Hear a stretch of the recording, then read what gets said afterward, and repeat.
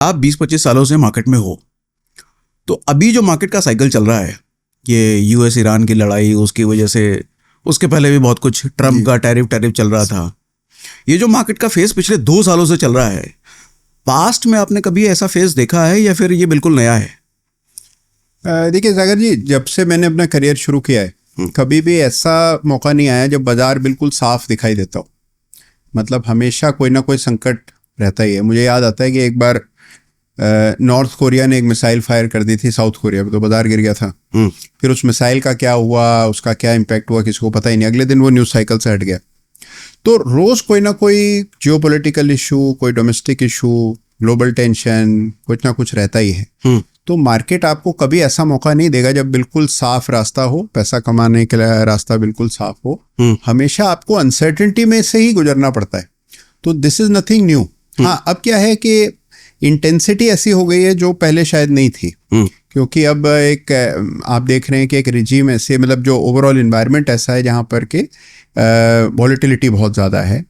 और गवर्नमेंट की तरफ से भी, जैसे यूएस में भी हम देख रहे हैं कि प्रेसिडेंट ट्वीट करते हैं और उसके बाद मार्केट ऊपर नीचे हो जाते हैं। तो ये वॉलेटिलिटी हमने पहले नहीं देखी ऑब्वियसली, लेकिन जो ओवरऑल मार्केट में हमेशा कुछ ना कुछ लगा ही रहता है।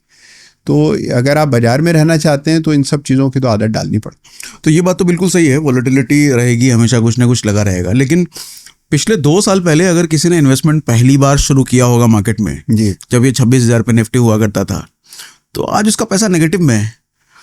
तो ऐसा दौर कितनी बार पिछले आपके तजुर्बे में 20-25 साल में आपको देखने को कई बार हुआ। कई बार ऐसे पीरियड्स रहे हैं जब नेगेटिव रिटर्न निफ्टी ने दिया है। और भाई देखिए, 20-25 साल जैसा आपने कहा, अब तो बहुत अरसा हो गया।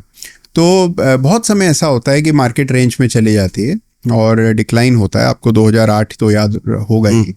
तो 2008 में तो लगता था कि बाजार हमेशा के लिए खत्म हो जाएगा, लोगों का विश्वास उठ गया था, एक मोह भंग हो गया था। तो वो समय भी हमने देखा। हमने कोविड देखा। कोविड में आप देखिए, रातों रात मतलब पाँव के नीचे से ज़मीन खिसक गई। आपने सोचा भी नहीं था कि कभी ऐसा होगा कि एग्जिस्टेंशियल क्राइसिस खड़ा हो जाएगा, कि हम जीवित रहेंगे कि नहीं, या बाजार रहेगा कि नहीं। तो इस तरह के खतरे थे।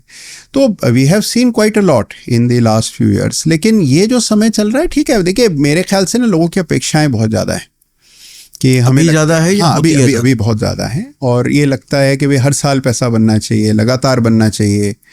और शायद कुछ हद तक इसमें एक नैरेटिव बन गया कि शेयर बाजार में पैसा डालते हैं तो हर साल पैसा बन जाता है। तो ऐसा नहीं होता है। बाजार का जो रिटर्न हम देखते हैं वो over a period of time आपको दिखाई देता है। लेकिन ऐसे पीरियड्स होते हैं जो बाजार कोई रिटर्न नहीं देता है, नेगेटिव रिटर्न देता है। तो वो समय हमने पिछले 1-1.5 साल में देखा है। लेकिन उससे कोई बड़ा फर्क नहीं पड़ता है। तो अगर आप यूएस मार्केट की हिस्ट्री देखें, हमारी हिस्ट्री तो फिर भी लिमिटेड है, यूएस मार्केट की हिस्ट्री तो बहुत पुरानी है। तो अगर आप पूरा इतिहास यूएस मार्केट का देखें तो आप देखेंगे कि वहाँ पे वॉर्स हुई हैं, सिविल वॉर हुई, हर तरह की प्रॉब्लम्स हुई।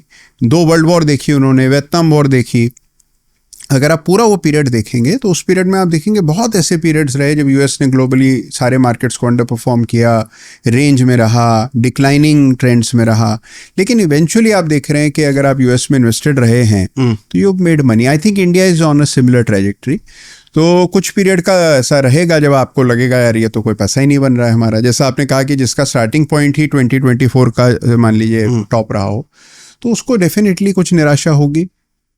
लेकिन अच्छी बात क्या है कि इतना संकट आने पर भी आप देखिए, आप टॉप से केवल 5% नीचे, तो कोई ऐसा बहुत बड़ी चीज़ नहीं है। और कुछ स्टॉक्स तो ऐसे हैं जो डबल ट्रिपल भी हुए हैं पिछले 2-3 सालों।